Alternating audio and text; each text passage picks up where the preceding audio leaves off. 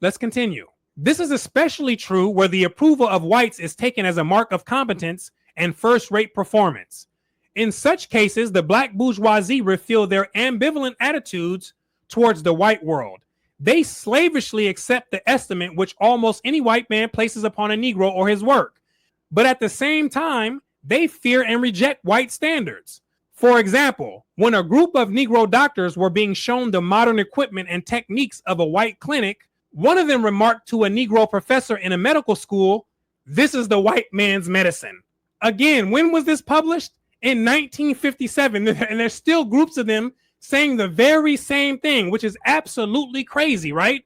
This is the energy current that's working against the blacks, right? And it's preventing progress. That energy current called the black consciousness is there, and it's meant to stop people from climbing out of the pit of darkness. You have to understand that. Let's continue. Negroes who adopt the standard of the white world create among the black bourgeoisie a feeling of insecurity and often become the object of both envy and hatred of this class. The standards that he's talking about is what they call the white man's medicine or the white man's science or the white man's professionalism and so forth.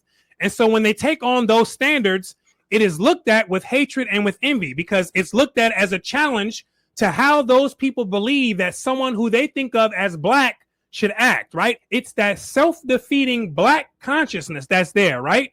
And it's the consciousness that some of you have to escape from.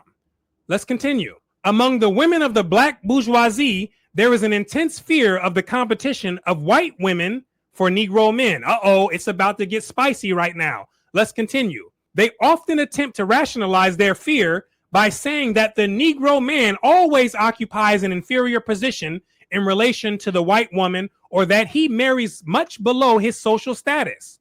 They come nearer to the source of their fear when they confess that there are not many eligible Negro men and that these few should marry Negro women. That such rationalizations conceal deep-seated feelings of insecurity is revealed by the fact that generally they have no objection to the marriage of white men to Negro women, especially if the white man is reputed to be wealthy. In fact, they take pride in the fact and attribute those marriages to the peculiar charm of Negro women. You see that? Now, do they still have those same inner thoughts today? You tell me. Let's continue. In fact, the middle-class Negro woman's fear of the competition of white women is based often upon the fact that she senses her own inadequacies and shortcomings. Her position in Negro society and in the larger Negro community is often due to some adventitious factor, such as light complexion or a meager education, which has pushed her to the top of the social pyramid.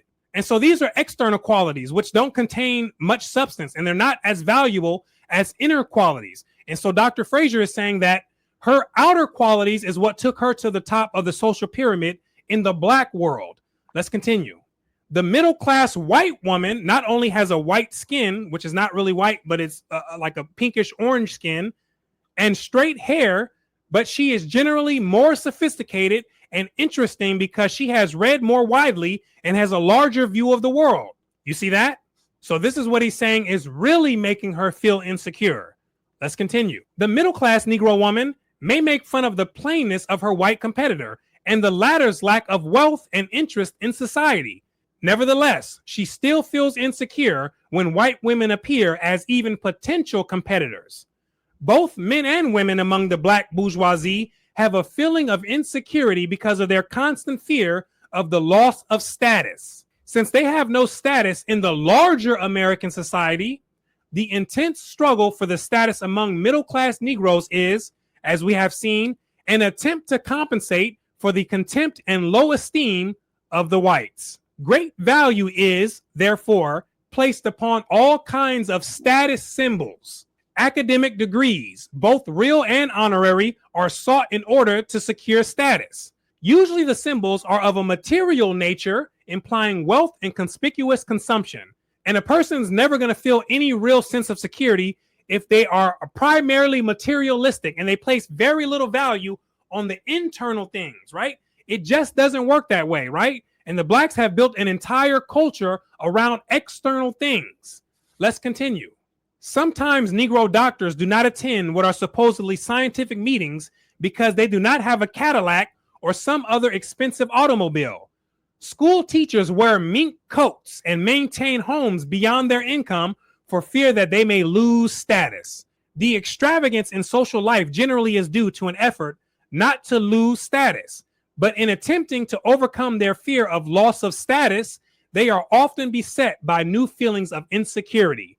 In spite of their pretended wealth, they are aware that their incomes are insignificant and that they must struggle to maintain their mortgage homes and the show of wealth in lavish social affairs. Now, in the book, Dr. Fraser talks about how the black middle class was spending and attempting to live comparable to the white upper class, right, as far as income is concerned.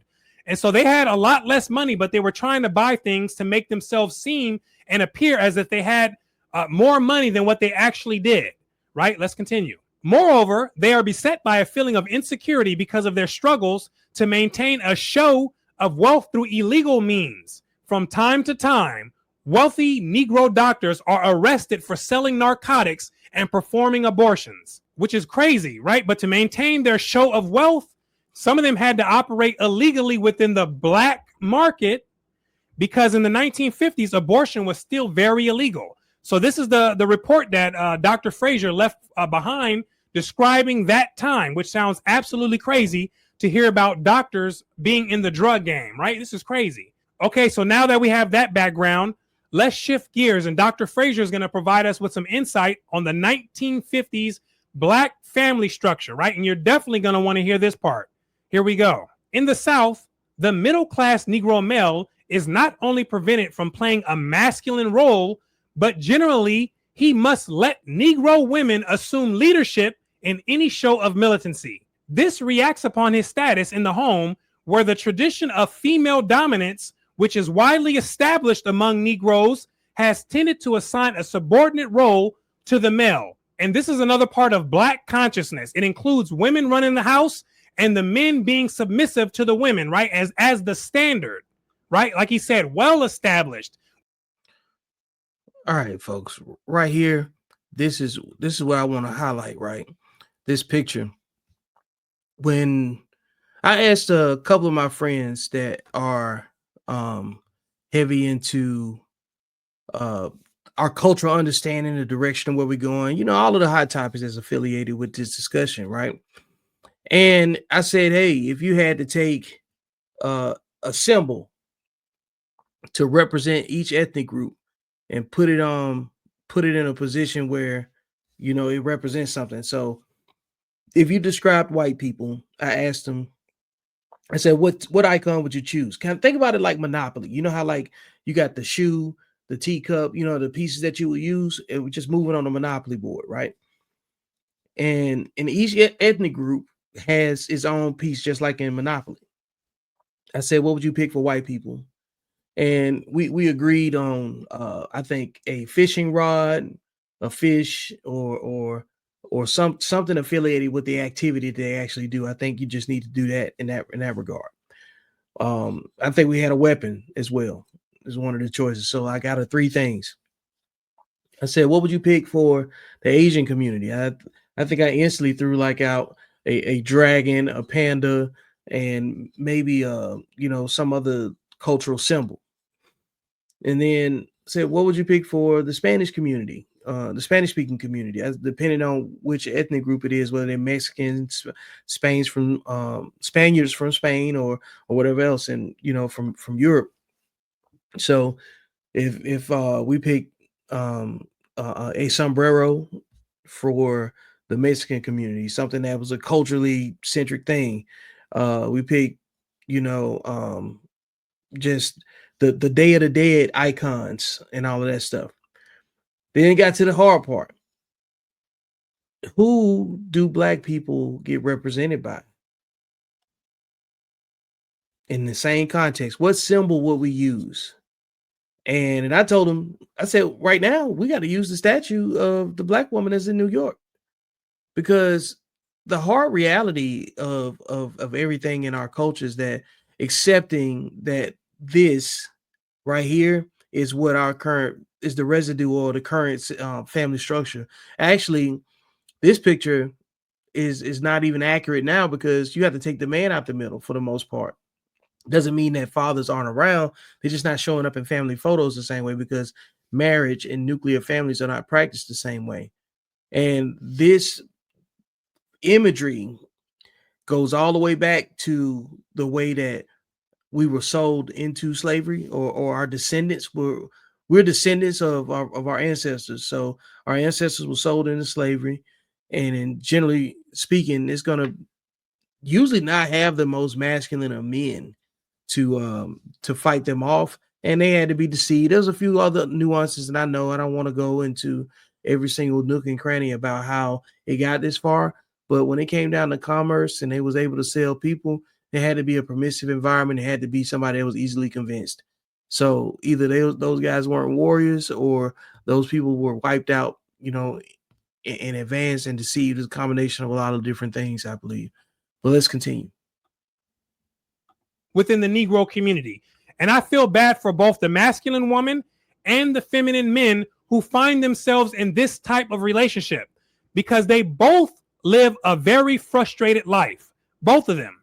And later on in other videos, we can do some lessons for the men to make sure that you never end up in this type of relationship, because ultimately it's up to you, right? It's up to you to develop yourself in such a way that allows a woman to feel comfortable expressing her feminine nature with you.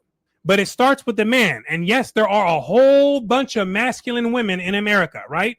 But there's also a whole bunch of feminine men who balance out the equation. And a feminine man is someone who's always complaining, arguing, has no emotional control, easily agitated and angered, right? Has minimal ambitions and goals. Come on. No purpose, right? No self-improvement, always blaming, and always waiting for someone to come and do something for them. And a woman is never going to respect someone that's like this, right? And so being masculine is one of the ways that she expresses that. You heard that part? He said being argumentative. All of that. That is exactly where we are right now, because this is what happens when you get a lot of men that's not been raised with men. And a lot of, when you got a matriarchal format, this is what I'm talking about. I think in black people, in black society, there's a matriarchal demographic, and then there's a patriarchal demographic. There's a group of black people that have been raised by woman-led homes, and there's a group of black people that have been raised by father-led homes. That frustration with the man. But this could all change, right? I promise you, this could all change. But those other things, they have to be worked on first. But let's continue reading. In fact, in middle-class families, especially if the husband has risen in social status through his own effort and married a member of an old family or a society woman, the husband is likely to play a pitiful role. The greatest compliment that can be paid such a husband is that he worships the wife, which means that he is her slave and supports all her extravagances and vanities, which is absolutely ridiculous if you ask me. Let's continue. But of course, many husbands in such positions escape from their frustrations by having extramarital sex relations. So here we go with the cheat.